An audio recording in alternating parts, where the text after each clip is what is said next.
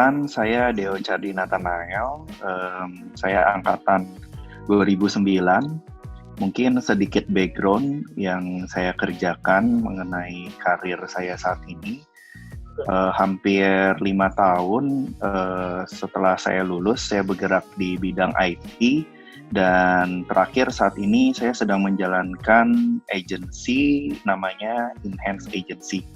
Dia bergerak di bidang digital, manage beberapa social media account, khususnya sih di bidang lifestyle seperti F&B, fashion, dan beauty gitu. Tapi mayoritas di 70% di F&B seperti itu.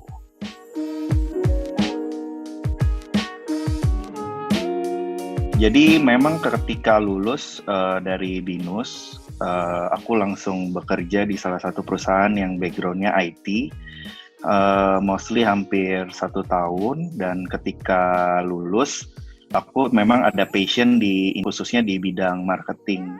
Nah, kalau misalnya interest-nya memang waktu itu di bidang fashion.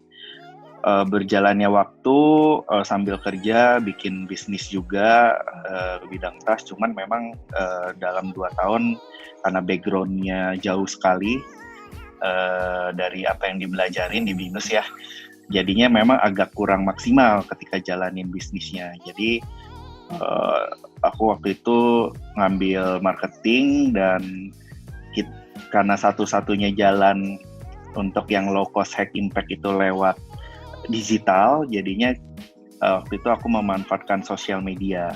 Nah, seiring berjalan waktu bikin startup juga di bidang B2B, namanya Kota Grosir, fokus di marketing juga, mainin di digital. Cuman dari 3 tahun sampai 4 tahun berjalan nggak ada yang survive. Sampai akhirnya ya udah deh, mutusin untuk bangun komunitas digital makanan namanya Food Enhance.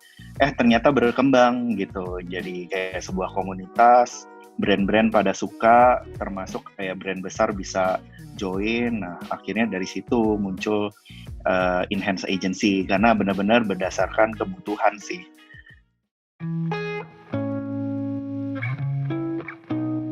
Memang di BINUS itu pada saat itu aku punya mindset tuh, wah harus berkoneksi dengan banyak orang nih, karena kan banyak banget ya di tiap kelas ketemu, pasti satu kelas 50-60 orang, di tiap semester juga nemu orang baru. Di situ aku punya motivasi buat nggak mau cuman belajar doang pada saat itu, tapi pengen gimana bisa kenal mereka semua gitu. Jadinya aku kayak tiap kali di setiap kelas itu pasti jadi komti ya kalau di situ. Jadi kayak ketua kelasnya, gimana caranya aku punya motivasi pengen jadi komti gitu. Nah, di situ kebangun tuh sampai itu di dunia kerja, setiap orang yang aku temuin pasti aku ambil bisnis card-nya, aku simpan. Aku punya motivasinya suatu saat pasti kepake ini bisnis card-nya. Mungkin nggak kepake sekarang, tapi next day pasti kepake.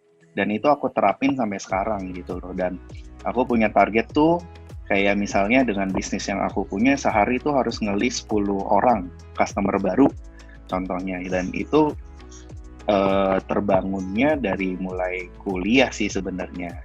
Dan cara membangun koneksi itu ya karena aku fokus di marketing, jadinya ya memang bertemu orang baru setiap hari itu perlu kayak gitu. Itu kayak motivasi awalnya itu.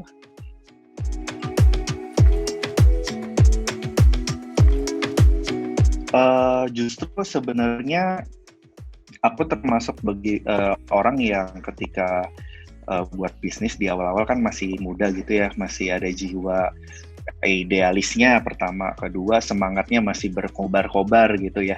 Cuman setelah dievaluasi kayaknya memang di masa-masa muda ini banyak jadi nggak fokusnya, karena semuanya mau ada opportunity A, mau ada opportunity B, mau. Jadi kadang yang ngebuat nggak fokus itu karena banyak maunya gitu. Nah, dari situ aku coba belajar bahwa untuk menjadi fokus ya kita kayak misalnya di bidang F&B ya, kita harus benar-benar ngebor di F&B itu sampai kita ketemu diamond-nya gitu. Jangan ada kena masalah misalnya ngebor nih, tiba-tiba ada batu, terus kita langsung pindah ngebor tanah yang lainnya gitu. Justru ketika kita fokus di F&B, kita ngebor tanah itu perumpamannya sampai dalam, ada masalah diselesaikan, ngebor lagi sampai ketemu diamondnya. Nah, caranya ya jangan pantang menyerah dan jangan pindah-pindah bidang terlalu cepat gitu. Kita harus fokus banget sama bidang yang kita pelajarin.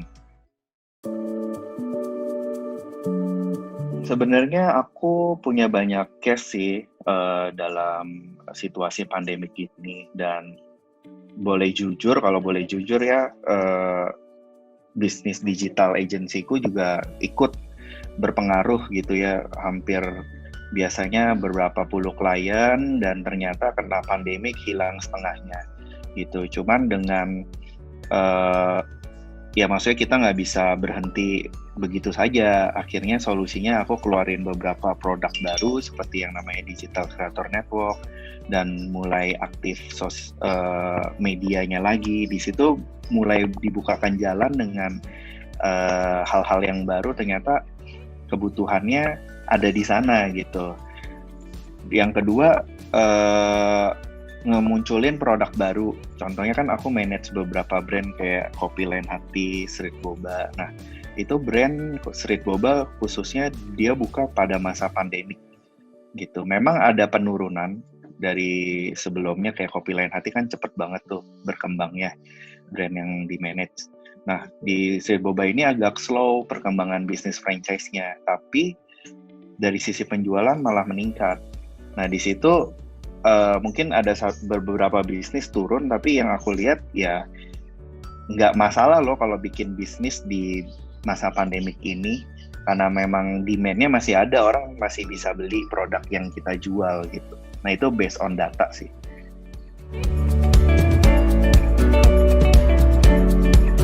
Jadi kalau misalnya di Himsispo, karena aku kan pertama seperti yang aku bilang di sebelumnya, aku mau mencari network di kampus.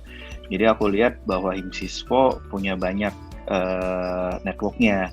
Nah, makanya aku coba masuk, waktu itu masuk ke divisi 4. Jadinya aku benar-benar belajar tentang namanya organisasi sih, gimana ketika ada event, manage team, dan ketika ada tanggung jawab yang mesti dilakukan, harus diselesaikan, dan ya mungkin belajar tentang gimana menjadi pemimpin di sana gitu. Tapi kalau misalkan aku juga selain Himsispo ada beberapa kayak coba jadi asisten dosen juga di Lab Sispo waktu itu, dan di situ justru belajar tentang gimana mengelola manajemen skillnya juga terupdate di situ sih, selain jadi kayak teaching assistant gitu ya, tapi benar-benar oh gini loh biasa diajarin dosen, kali ini ngajarin orang kayak gitu.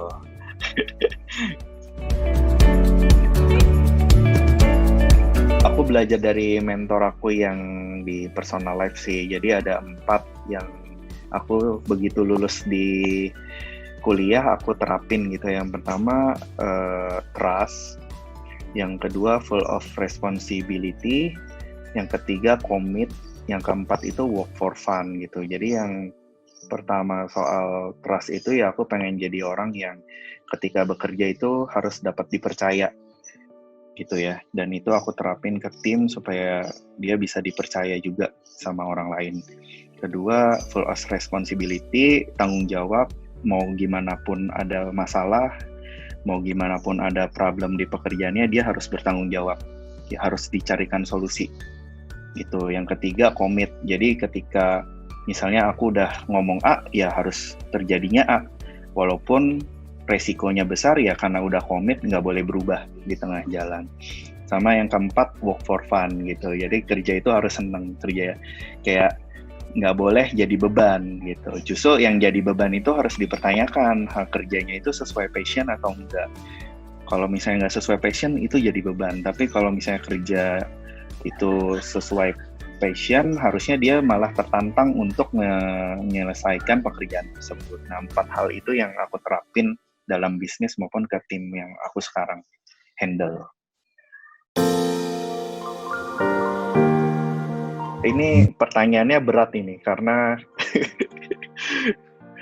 Karena biasa legacy itu kan kayak eh, yang udah tua gitu ya, wah mau kasih impact apa nih buat eh, lingkungan sekitar gitu ya. Nah kalau misalnya saat muda ini sih aku cuman nggak jauh-jauh lah, ya pengen anak-anak muda ataupun orang-orang yang mungkin baru lulus kuliah itu bisa menemukan passionnya dia dan benar-benar bekerja bukan untuk dirinya sendiri tapi buat orang banyak sih, bisa berimpact benar-benar buat lingkungan dia, buat pasti semua orang pengen banggain orang tua tapi paling penting juga untuk bisa berdampak di lingkungannya gitu.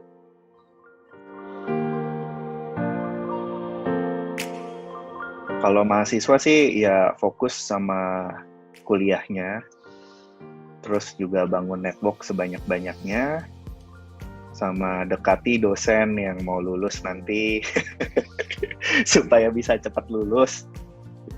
Jangan kebagi-bagi sama kerjaan yang lain gitu. Dan nanti kalau misalnya udah lulus baru udah jadi alumni BINUS, tetap berkoneksi dengan BINUS dan sukses di bisnisnya. Jadi bisa istilahnya jadi dampak nanti buat orang-orang gitu.